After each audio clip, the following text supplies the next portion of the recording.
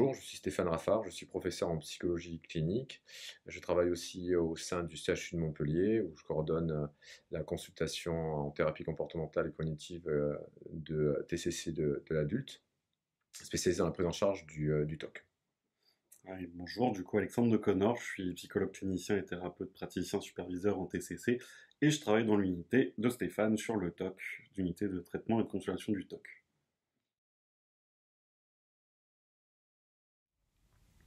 Alors que comporte une bonne TCC? Une bonne TCC, premièrement, évidemment, il y a une période d'évaluation. Donc, il est important que vous soyez évalué, notamment au niveau de la sévérité de votre TOC, avec des outils validés, notamment la Whitebox, mais aussi d'autres outils, des auto-questionnaires. C'est extrêmement important. Ça va permettre de faire une analyse fonctionnelle et de mettre en place une alliance thérapeutique. Donc, une bonne TCC, ça évalue, ça crée avec le patient une analyse fonctionnelle. Donc, ça, c'est très important. C'est un rapport extrêmement collaboratif. Vraiment, il faut appuyer là-dessus. C'est un rapport collaboratif. Ensuite, il va y avoir une psychoéducation, très important. Qu'est-ce qui maintient le TOC? On sait maintenant que ce qui maintient le TOC, c'est les compulsions, les évitements, les réassurances. Il va falloir diminuer ça au fur et à mesure du temps. Donc ensuite, il va falloir avoir des buts. Je crois que vraiment, en tout cas, nous, la thérapie comportementale, elle s'inscrit dans un processus de rétablissement. C'est-à-dire que, oui, ok, on enlève les TOC, mais pourquoi? Pour avoir une meilleure qualité de vie, un bien-être psychologique, retrouver un contrôle sur soi. Donc ça, c'est très important. Il faut cibler des buts. Je fais des TOC parce que j'aimerais de nouveau pouvoir m'occuper pleinement et de manière satisfaisante de mes enfants, par exemple, pouvoir retourner au boulot. Je crois que c'est vraiment extrêmement important. Ensuite, il va y avoir donc une évaluation post-thérapie. Est-ce que ça a été efficace? Et comme le disait Alexandre tout à l'heure, un plan de prévention de la rechute. Donc ça, c'est extrêmement important. Donc ça, c'est au niveau du déroulement qui se fait entre, on va dire, entre 15-20 séances et plus s'il le faut, suivant la sévérité. Là, c'est important, ça peut durer jusqu'à 1 an. Ensuite, les ingrédients efficaces, comme je vous le disais précédemment, on le disait, la thérapie d'exposition et notamment ce qu'on appelle l'exposition avec prévention de la réponse. On va exposer la personne à ce qui fait peur, à ce qui dégoûte, en diminuant les rituels, qu'ils soient mentaux ou comportementaux.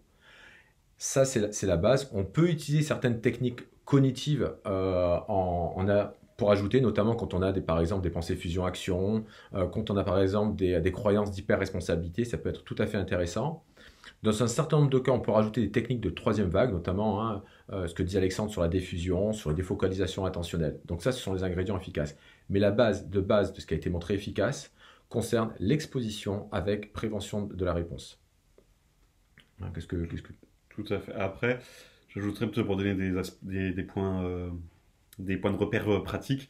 Nous, par exemple, dans les thérapies qu'on propose, on demande aux gens de faire à peu près 3 à 6 exercices par jour. D'accord. Alors sur les mêmes cibles souvent, mais quand même en fait normalement votre thérapeute entre les séances il doit vous donner beaucoup d'exercices pour que ça avance. Et c'est pas quand le TOC vient je fais un exercice, c'est je me mets en situation, je prends une demi-heure dans ma journée où je fais des exercices. Ils sont planifiés, ils sont prévus. Voilà, c'est ça qui va aussi bien déterminer l'avancée en fait dans la thérapie. Quand les gens avancent bien sur leurs exercices, on voit une diminution très rapide en fait des TOC. Et chose où je te rejoins, c'est qu'il ne faut pas attendre de plus avoir de TOC pour faire des choses dans la vie. Il faut faire des choses dans la vie pour plus avoir de TOC. C'est comme ça aussi qu'on se rétablit, en fait, qu'on reprend contrôle de sa vie, en laissant pas le TOC gagner et nous enlever tout ce qu'on possède dans la vie, finalement, petit à petit. Et une donnée très intéressante sur laquelle nous travaillons, en tout cas dans le service, c'est tout ce qui concerne l'implication des familles dans le TOC. On a maintenant des données probantes pour mettre en évidence que l'accommodation familiale est un facteur de maintien. Alors c'est quoi l'accommodation familiale? C'est un ensemble de comportements que vont adopter la famille pour rassurer par exemple leurs proches. Et il a été montré que c'était un facteur extrêmement de renforcement, de maintien du TOC. Donc nous avons mis en place, c'est Alexandre qui est chargé du projet, un groupe d'accommodation familiale pour l'adulte. Et voilà, pour accueillir les conjoints, les parents, c'est souvent fait dans l'enfant, mais pour l'adulte, souvent les familles savent pas trop comment réagir. Je pense particulièrement aux conjoints-conjointes, qui sont souvent en difficulté par rapport au TOC et ça a des effets sur la qualité de vie du couple. Du coup, voilà, on propose aux familles de voir comment réagir face au TOC, comment ne plus s'engager, comment ne plus aider son proche à faire des TOC, sans non plus l'agresser ou le critiquer, Voilà, en trouvant le juste milieu pour un positionnement qui va aider la personne à se défaire de ses tocs. Notamment l'aider à s'exposer, favoriser l'exposition. Et on sait maintenant que c'est une partie importante pour un certain nombre de patients qui ont des TOC et qu'il faut proposer des solutions à ce niveau, pas systématiquement, mais pour un nombre important de personnes. Voilà. Et si les TOC reviennent? Alors, le TOC, c'est quand même une maladie chronique, c'est-à-dire qu'effectivement, elle peut revenir dans des moments d'émotion forte. On peut avoir fait une TCC, sortir en n'ayant plus de TOC du tout. C'est des choses qui arrivent. Mais par contre, imaginons il arrive quelque chose de grave dans notre vie, ou une période de stress, ou un licenciement, quelque chose qui va nous poser problème, comme ça, nous stresser. Nos vieux réflexes de TOC pour nous rassurer, ils peuvent revenir à ce moment-là. A priori, si vous avez fait la thérapie jusqu'au bout, vous aurez travaillé avec votre thérapeute, ce qu'on appelle un plan de prévention de la rechute, où on prévoit qu'est-ce que je vais faire quand, le jour où ça va revenir. On souhaite que ça n'arrive pas, mais ça peut arriver, donc qu'est-ce que je fais ce jour-là? Ce que je fais, c'est soit, déjà, je vais pas au fond du trou, je me dis pas c'est terrible et tout est fini. Non, ça peut arriver une petite rechute et le lendemain on se reprend et tout va bien. On peut aussi recontacter son thérapeute et refaire une petite séance de rappel pour se remettre. Et on peut aussi se remettre soi-même des exercices, par exemple, pour reconfronter le TOC qui vient de réapparaître. Ça, c'est des choses qui sont possibles.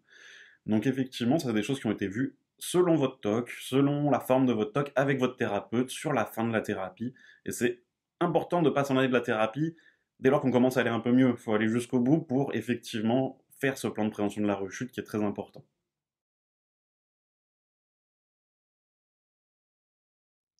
Alors, que peut-on proposer aux personnes qui ont des TOC, entre guillemets résistants, après l'échec d'une thérapie comportementale et cognitive et ou d'un antidépresseur? Alors, premièrement, il faut bien comprendre que beaucoup de gens n'ont pas bénéficié de thérapie comportementale efficace. La thérapie comportementale du TOC comprend plusieurs éléments et dès les années 2000, beaucoup de personnes qui se dirigeaient vers la neurostimulation, la neuromodulation ou la chirurgie n'avaient pas bénéficié d'une thérapie comportementale faite dans les règles de l'art. Donc premièrement, c'est très important, est-ce que j'ai effectué une thérapie comportementale et cognitive spécifique du TOC? Numéro 2, est-ce que les antidépresseurs ont été à dose efficace? On voit beaucoup aussi de gens qui n'ont pas d'antidépresseurs à dose efficace, c'est-à-dire des trop bas niveaux, des posologies trop basses. Donc ça, c'est vraiment quelque chose d'important. Et ce n'est que dans ce cadre-là que deux options sont proposées actuellement, soit la neurochirurgie, avec soit des techniques ablatives, soit des techniques donc, de stimulation profonde, qui ont montré une efficacité, mais dans tous les cas, qui ne vont être proposées que si une thérapie comportementale cognitive et antidépresseur à dose efficace, non, les deux n'ont pas marché. Voilà, donc ce sont des possibilités. Il faut que ce soit dans les centres de neurochirurgie spécialisés, dans le cadre de TOC sévères et résistants. Ensuite, il y a tout ce qui est neurostimulation, donc RTMS, TDCS. Deux méta-analyses viennent de sortir récemment sur la RTMS qui montrent une efficacité, mais qui ne perdure pas au-delà de 4 semaines. Donc pour l'instant, ce ne sont pas des indications de premier recours, mais peut-être que les nouvelles techniques ou des nouvelles procédures pourront apporter des choses. Voilà, donc ça je crois que c'est une donnée extrêmement importante. D'abord avoir bénéficié d'une thérapie comportementale et cognitive dans les règles de l'art, avec un thérapeute expérimenté, et des antidépresseurs à dose efficace, et en dernière intention, la neurochirurgie. Alors à la question, est-ce que la réalité virtuelle, les thérapies d'exposition avec réalité virtuelle aident dans le TOC? Alors juste la réalité virtuelle en fait en TCC, c'est juste que ça nous permet d'exposer les gens à des stimulus qu'on ne pourrait pas avoir dans la vie de tous les jours. Quand les gens viennent à l'hôpital, moi j'ai pas par exemple un garage qui fait peur avec des araignées et des trucs sales partout. Et là en réalité virtuelle, je peux faire que les personnes puissent s'y exposer. C'est aussi bien des fois quand on n'ose pas faire en vrai, ça permet de faire un petit pas en avant, c'est-à-dire commencer par le virtuel avant de faire du réel. Donc voilà, la réalité virtuelle, c'est un plus, ça suffira pas pour tous les TOC, ne serait-ce que parce que il faudra s'exposer à la maison, et quand on s'expose à la maison, on n'a pas le matos de réalité virtuelle pour pouvoir s'exposer. Donc c'est un plus, ça ajoute des possibilités, c'est pas indispensable pour faire une thérapie du TOC, ça c'est sûr.